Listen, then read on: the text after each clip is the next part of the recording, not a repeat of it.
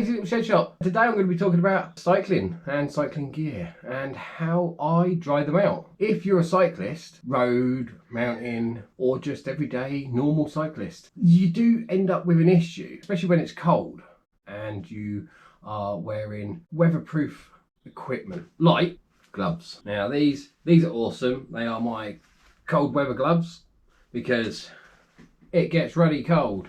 I can tell you that when I go cycling at this time of year, which is the cold time of year, and when you get home, these are soaked on the inside. Now, my wife, Mrs Shedshop, she is a crocheter. She loves to crochet. So she gets wool in an abundance and she's part of a fantastic group called the Blanketeers. Sometimes wool doesn't just come in balls of wool that you see in shops. Sometimes they come in cones. Most of the time they come on a paper or cardboard cone. As it is, it's not paper, it would just be stupid. Comes in a cardboard cone. So once you've done with the wool, you end up with a cardboard cone that is, recyclable. You'll come across some which don't have a cardboard cone and they have a plastic cone that looks something like this. Now, these plastic cones are useless. I mean, once you're done with them, they're pretty useless. You can stick them in recycling. I had a better idea. Well, I say I had a better idea, she had the better idea, and I thought it was daft to start with, but oh my god, this thing works. Now you might see it has holes in it, and then sometimes you get others like this, which has a lot more holes in it, and it also has a massive hole in top. Now, they each have wool on them, different types of wool, but she came up with the idea, this can go inside the glove like that, which is perfect for after you've had to wash them, because sometimes obviously sweaty hands make your gloves needing to be washed, and also dirt, outside elements, your gloves need to be washed. But they are the hardest thing in the world to dry, especially when they are cold weather, all weather, windproof, waterproof gloves. So the insides end up soaking wet, and your only option is to turn them inside out, which, it's the hardest thing in the world to turn back, because 9 times out of 10 they're lined and you can never get that line to go back properly.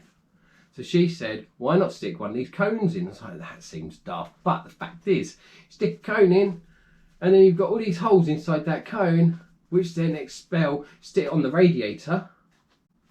They look really weird, but you sit them on the radiator and the air ventilates throughout the glove. Brilliant. This one works even better. Exactly the same, in it goes, but it has that big hole in the top, so whereas this does not. So I'm thinking, if I chop off the top of this, that will work just as efficiently as this one, maybe drill some more holes in it. But there is another problem that us cyclists have, and that is feet get sweaty, feet get wet, and sometimes you may have big honking great cycling boots like these. These are my North Waves. Amazing pair of boots. Now I cycled John O'Groats to Land's End in these in 2010. And I can tell you, these were the hardest thing in the world to dry every single day after 100+ miles. Yeah, they were soaked, absolutely soaked. So I've been trying to work out how I can get these to dry in sort of the same way. But we came across the other day, she got some wool that someone was giving away. It had these in. Whacking great cones! But these do not have any holes in them. So these are solid. Now I don't know how these are going to hold up because they have a lot of stress fractures in them. But I decided I want to know if these will work with this. And the fact is, they do. I mean, that is incredible. I'm thinking if I drill some holes in this will work even better, because then you'll be dispersing more air throughout the shoe, which will help dry it down quicker. And these are Gore-Tex. They are Gore-Tex. They're fully waterproof. Project today, let's turn these into boot vents. Boot vents? No, not boot vents. Boot dryers. Yes, chop the tip off of that and maybe see about drilling some extra holes in it. May work, it may not. Give it a whirl. I hope it works, because we only have 3 of these in total and I don't want to ruin them. So I'll drill one. If it works, I'll drill the other. Brilliant. So let's crack on, shall we? And see if we can do this. Oh, I've got a couple of lines on there. And I'll just proceed drilling some holes. I mean, how hard can this be, right? Can't be that hard, can it? I forgot the pressure cord. I just went through this hole and then pushed it all the way through to the other side. Why didn't I think of that to start with? Because I'm an idiot. Yeah, it clearly won't do it when it's further down, but it will do it over halfway. So I'm going to go back through each one of these holes and that will give me an opposite, right?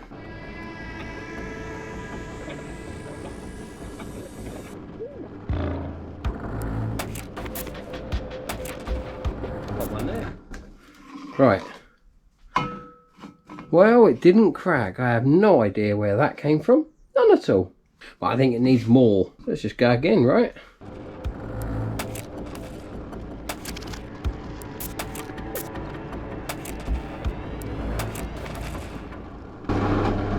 Right, now we have doubled the amount of the original holes, but that is going to work. Yeah, that was hot! Whoa! Full bugger! That's going to work a whole lot better. I think I'm going to crack on with the other one. Hopefully not crack on the other one.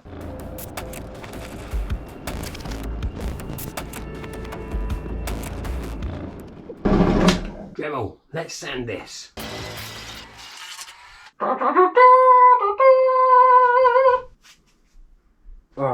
I see you. Job done. Quick change. Just chop the top of this off. That will help spread the heat throughout the inside the glove chopper. Mrs Shedshop is not going to be happy with me covered in plastic everywhere. So now we have that.